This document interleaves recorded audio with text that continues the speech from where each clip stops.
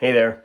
If you can get over my crooked jaw and listen to this video, I will share with you what I learned in the meeting today regarding Canada and its readiness of the COVID-19 vaccines. Let's kick it off with a Pfizer timeline. So in March of 2020, they team up with BioNTech. In April, testing begins on humans. In June, they had 4 possible vaccines.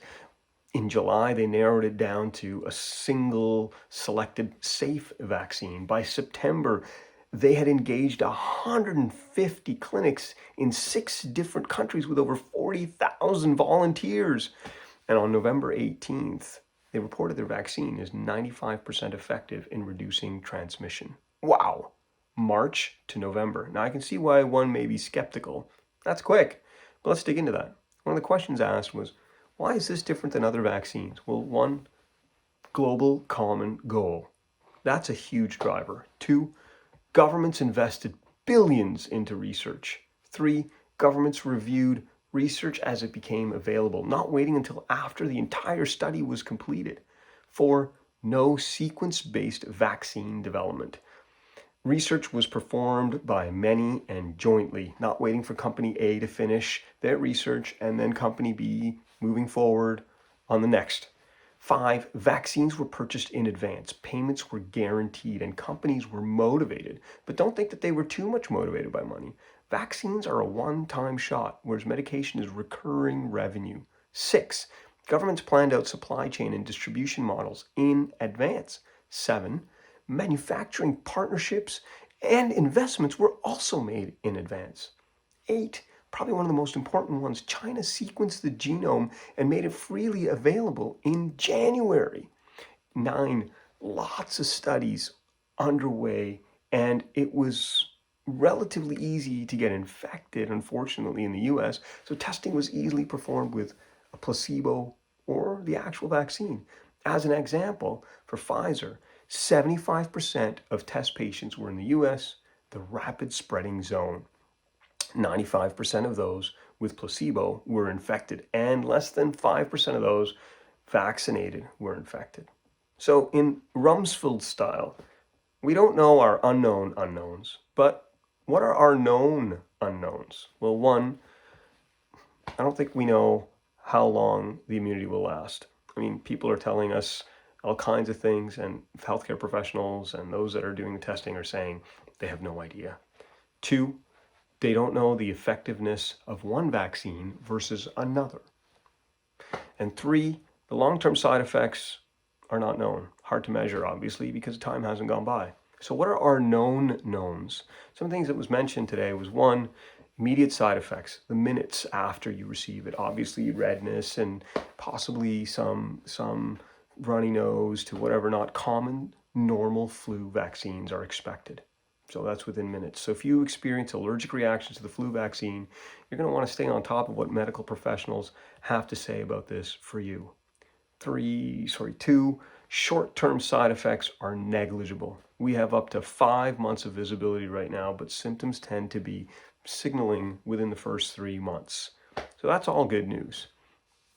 Now, what about logistics and distribution?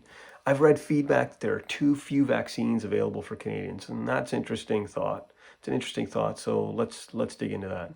The GC, or the Government of Canada, has handed the logistics management of the vaccine to Major General Danny Fortin. Why the military or the CAF? Well, they have the most experience in logistics management. They can also handle things with directives when it comes to members of the CAF, something corporations or other branches of the GC just cannot do. Also, handing the logistics management to a politician or a bureaucrat could result in the accusations of favoritism, as an example. Also remember, provinces and territories, or PTs, are responsible for the delivery of healthcare to residents, and the GC provides support and guidance.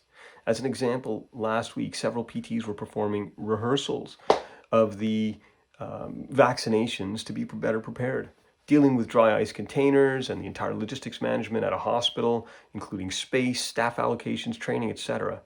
As we have seen this week, they're rolling out the first few vaccinations. It's exciting. And that makes sense. This isn't something you want or need to rush. Rehearsals are commonplace for big events. So why only a few thousand vaccines? Or as an example, 3,000 for Toronto and 3,000 for Ottawa? That was also a question. Well, first, you need to store these, and their storage has special requirements. The specialty storage isn't easily available.